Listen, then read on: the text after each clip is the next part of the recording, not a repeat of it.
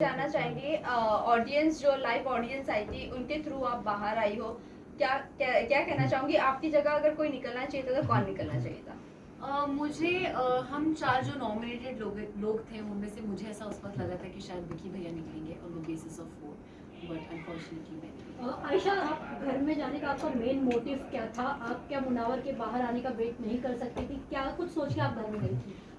इस चीज़ के बारे में मैं शो पे भी बात कर चुकी हूँ और ये इस बारे में मुनव्वर खुद एक्सेप्ट कर चुके हैं कि अगर ये टॉपिक घर के बाहर हो रहा होता तो इस टॉपिक को इंटरटेन भी नहीं करते। And it was not just about his and mind personal life, but it was also about the stand that I wanted to take. You know, मैं चीटिंग को नॉर्मलाइज नहीं करना चाहती। मेरे लिए it's a very big issue and a very big problem जो आज हमारे कम्युनिटी में बहुत फैल चुका है।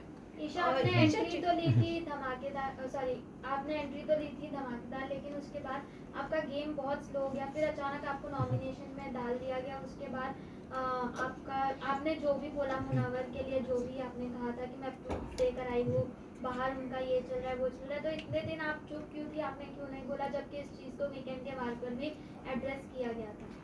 मैंने प्रूफ्स वाली बात डे 1 पे भी बोली थी। जब मैं आर्काइव रूम में आई थी तभी मैंने क्लियर कर दिया था कि आप अगर मेरे अगेंस्ट कुछ भी झूठ बोलते हैं तो मैं बाहर प्रूफ्स देकर आई हूँ और मैं ऐसे ही नहीं आई हूँ। एंड रही बात कि मैं बहुत जोश से आई थी और फिर जो मेरा गेम डल होने की बात है, हाँ, मुझे भी इस चीज़ का रिग्रेट है कि शायद अगर मैं उस इमोशनल चीज़ में ना बही होती तो मैं एज अ कंटेस्टेंट बेटर कर पाती। बट ठीक है, देर आए दुरुस्त आए। एंड रही बात, मैं नॉमिनेशन की वजह से मैंने चीज़ें नहीं बोली थी। जो रीज़न यूज़ हुआ था नॉमिनेशन में, दैट इज़ वॉट हर्टेड मी कि आप अगर मुझसे कह रहे हैं कि पर्सनल चीज़ों को असाइड रख के गेम पे फोकस करते हैं एंड आप ही गेम के लिए मुझे एक पर्सनल रीज़न दे के नॉमिनेट करें। अगर वो मुझे नॉमिनेट नहीं करते तो भी मैं नॉमिनेट होने वाली थी। पूरा घर का हाथ था ही मेरे नॉमिनेशन के पीछे।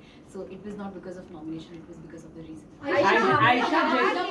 बाहर बहुत सारे आपको और मुनव्वर को लेकर, ब्रेकअप को लेकर या नाजिला के साथ जो भी रिलेशनशिप है उसको लेकर बहुत ज्यादा बातें हो रही है, जबकि मीडिया में ये चीजें पता नहीं थी। आपने नाजिला के एक पोस्ट पे कमेंट किया था, उसके बाद आप खुद ही पॉडकास्ट पर आकर अपनी फ्रेंड के आपने खुद ने बोला, तब तक कि मीडिया में ये बात आई भी नहीं थी। फिर आपने ये क्यों कहा कि बहुत सारी बातें हो रही है हमारे ब्रेकअप और रिलेशनशिप को लेकर?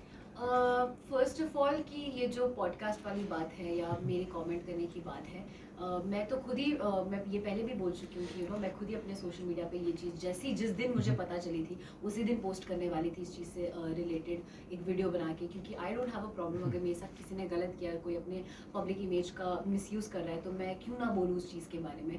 तो ये मेरा ही डिसीजन था कि हाँ, मैं उसकी चीज़ के बारे में बात करना चाहती हूँ। बट पॉडकास्ट के पीछे ऐसा कुछ भी नहीं था। जब वो पॉडकास्ट हुआ भी था तो मैंने किसी का नाम नहीं लिया था। वो एक बहुत फन, एक कैजुअल पॉडकास्ट था एक मेरे जूनियर के साथ और मैंने वो किया था।